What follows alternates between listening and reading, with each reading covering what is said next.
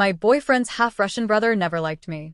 But while his older brother was away on a business trip, the younger twin dyed his golden brown hair pitch black, showed up at my door in the dead of night, and tried to seduce me. He wanted to prove just how shallow I was, assuming I wouldn't even be able to tell them apart. I looked at the 6'2", hard-muscled college athlete standing outside my door and plastered a look of pure surprise on my face. I pointed toward a package, hinting at the kinky outfit Victor had always flat-out refused to wear for me. "Victor, babe, the stuff you bought just arrived. Did you plan this on purpose? You have to wear it for me tonight, okay?" Felix maintained his brother's signature ice-cold expression, but a flicker of sheer panic betrayed his blue eyes. "I bought this." "Yeah, and you also got..." I blinked, looking at him with feigned confusion. "Don't you usually love playing these games with me? Why are you acting so weird today?" Felix clearly hadn't prepared for this. He probably never imagined that his aloof, untouchable CEO brother was into such twisted bedroom games in private. His Adam's apple bobbed heavily. He swallowed hard and decided to commit to the bit. "I do like this stuff. I'm just a little surprised you're being so forward tonight, baby. Since you came all this way to surprise me, I obviously have to return the favor." Biting the inside of my cheek to keep from laughing, I shoved him toward the walk-in closet. "Hurry up and change. I'll be waiting." 15 minutes later, the closet door clicked open. My eyes immediately lit up. I had to admit, Felix's physique was just as sculpted as his brother's. His hard pecs and defined abs looked incredibly sinful pressing against the sheer, black mesh fabric.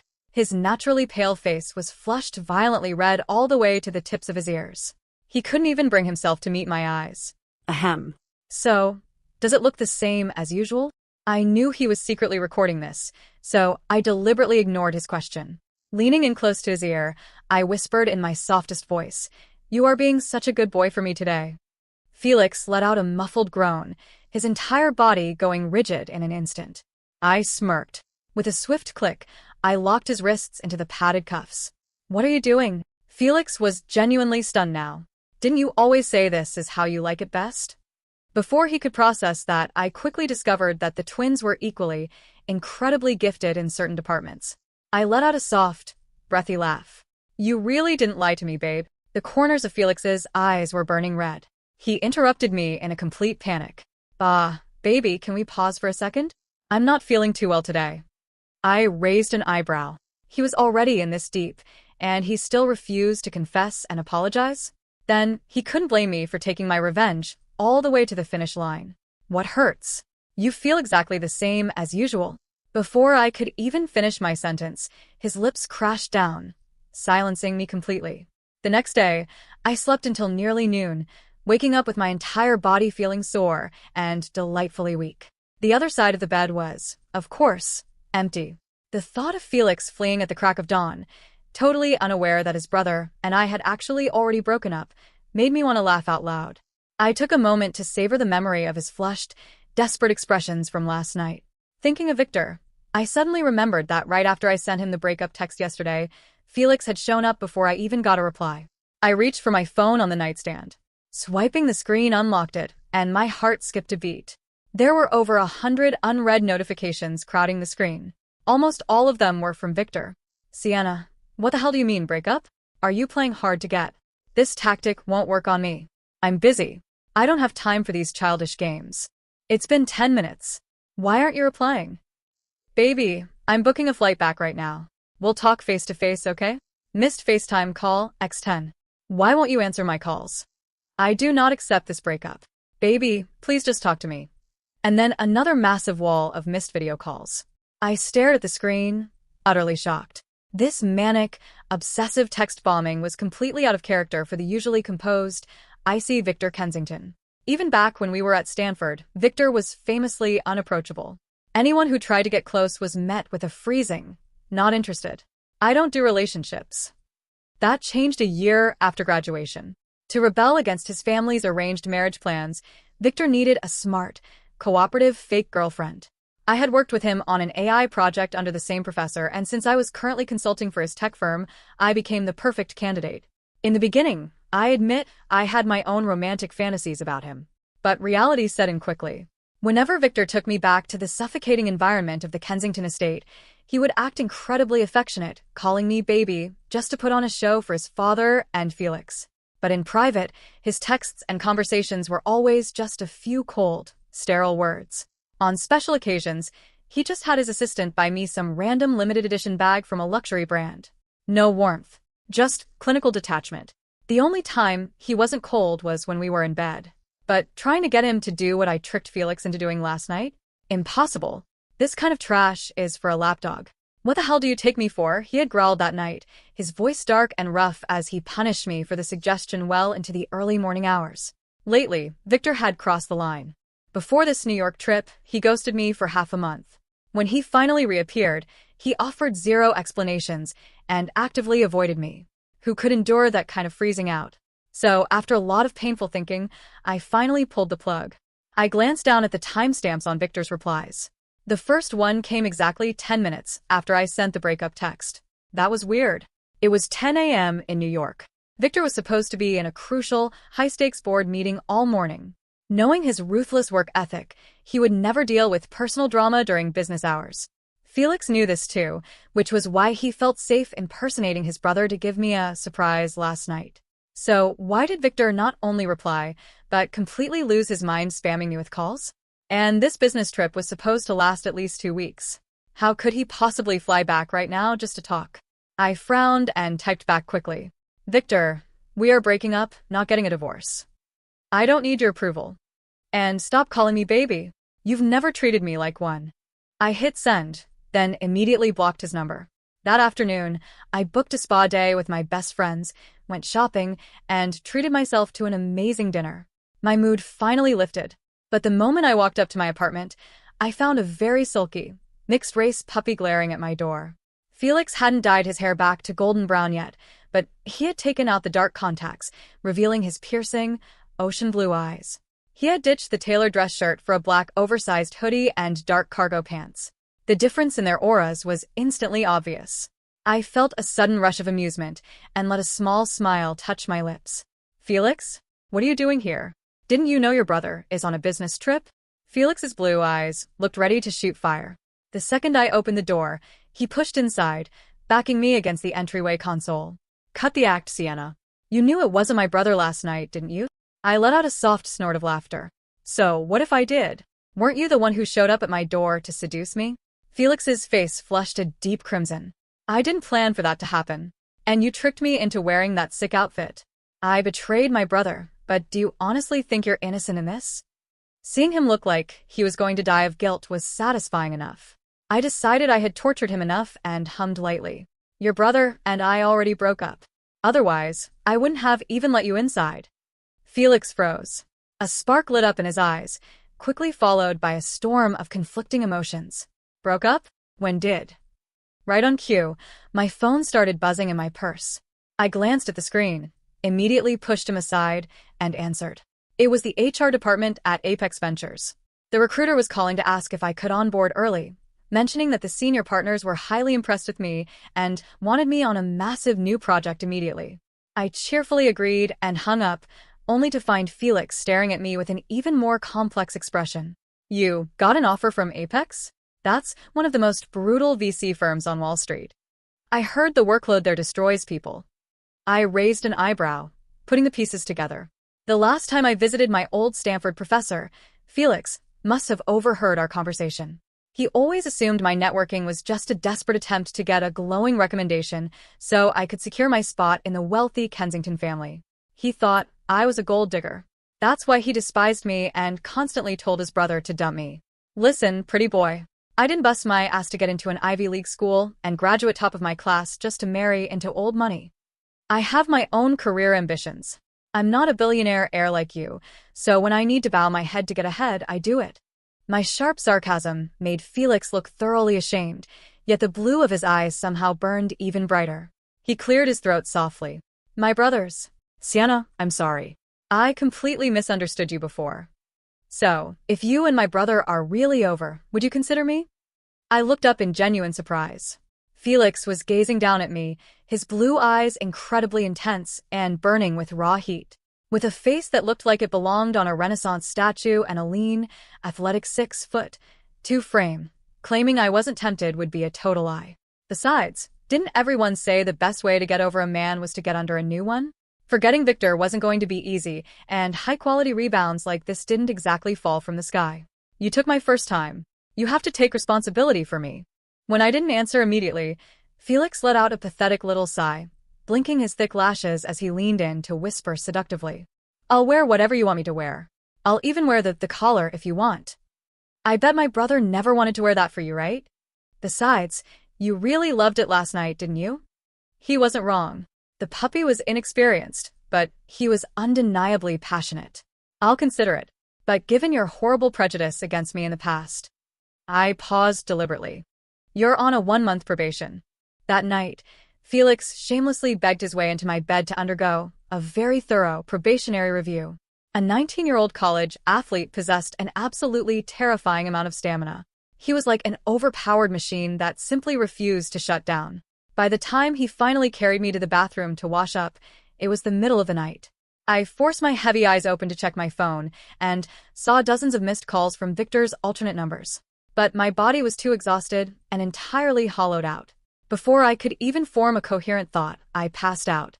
The next morning, Felix reluctantly dragged himself out of bed to go to his classes.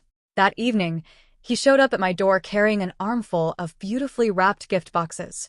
Sienna, this is my peace offering. An apology for all the times I was rude to you.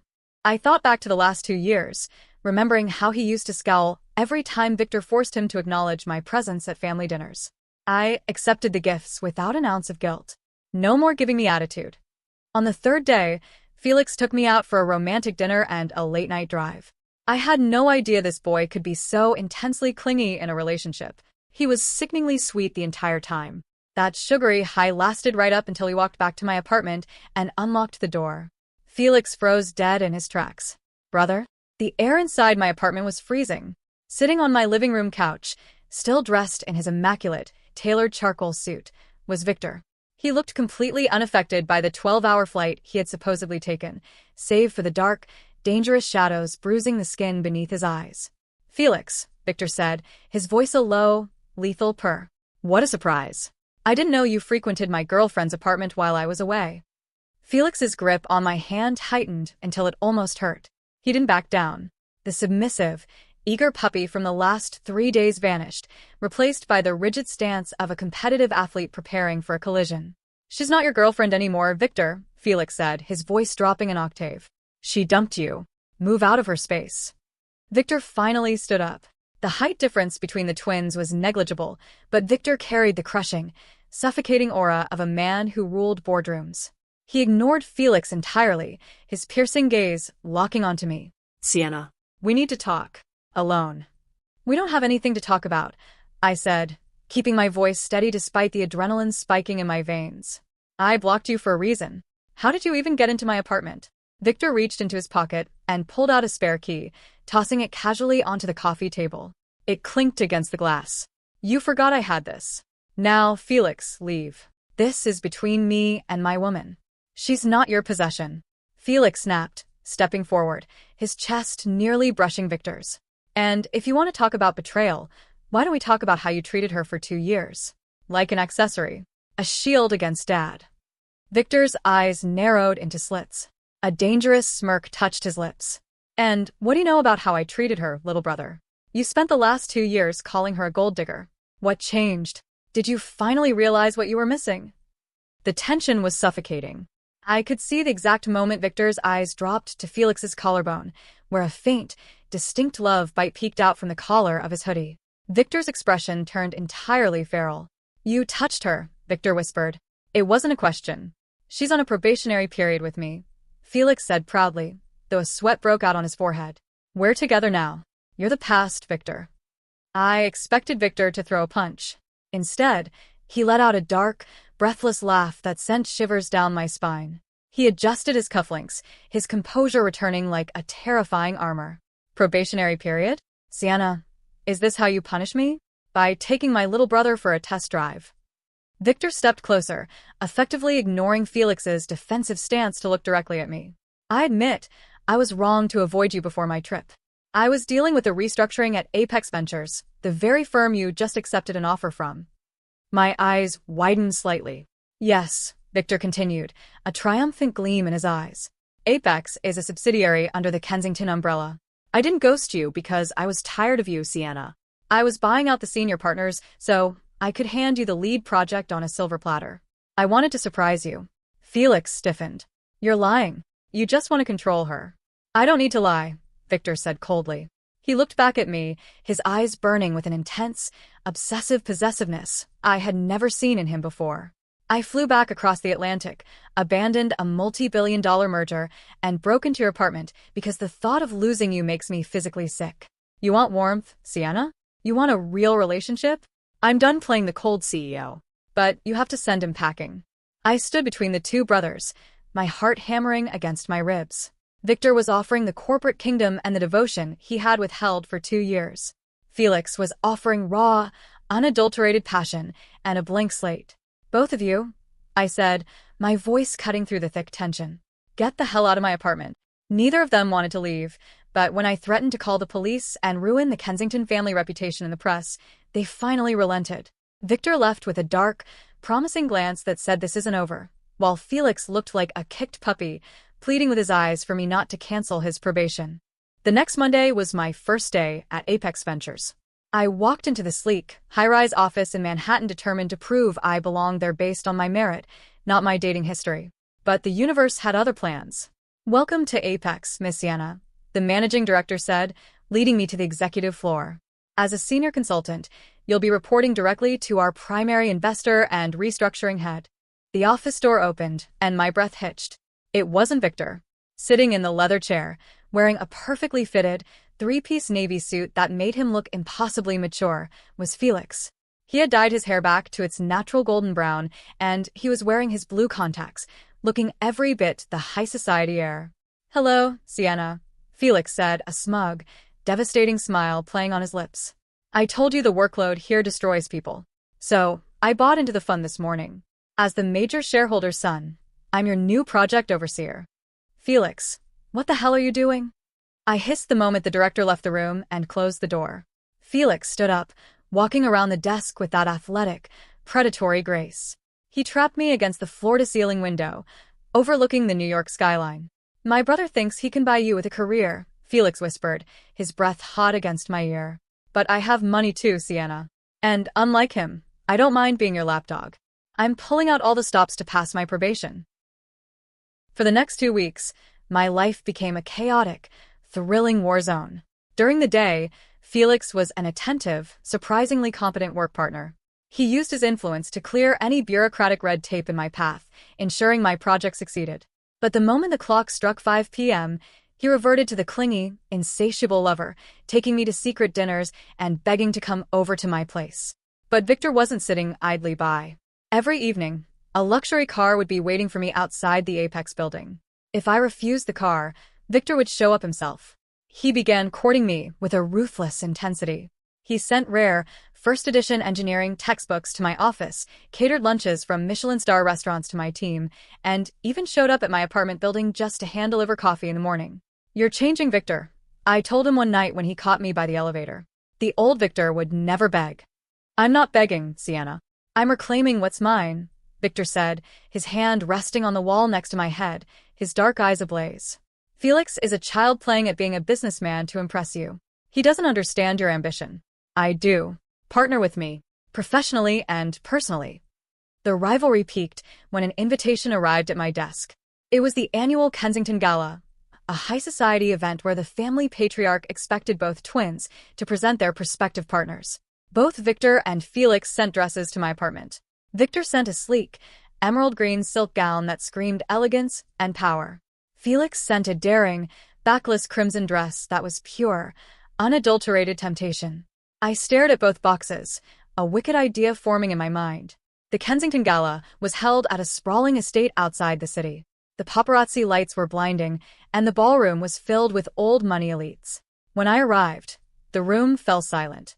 I hadn't worn Victor's green dress, nor had I worn Felix's crimson one. Instead, I wore a stunning, structural white tuxedo gown, sharp, independent, and entirely my own style. Victor and Felix were standing near the grand staircase. When they saw me, Both of their expressions shifted into matching looks of raw hunger and awe. They immediately abandoned their father and a group of investors to cross the ballroom toward me. "You look breathtaking, Sienna," Victor said, offering me a glass of champagne. "You didn't wear my dress," Felix murmured, a pout playing on his lips, though his eyes were devouring me. "But you look incredible." Before I could answer, the elder Mr. Kensington stepped up behind them. His face was stern, his eyes cold as ice. "So, this is the girl causing a rift between my sons. Victor, you abandoned a merger for her. Felix, you liquidated your trust fund to buy into Apex for her. She's a distraction." The ballroom grew quiet around us, elites whispering into their champagne glasses. "She's not a distraction, father," Victor said, his voice ringing out with a cold authority that challenged his father's. "She's the smartest consultant Apex has ever hired. And she is the woman I intend to marry."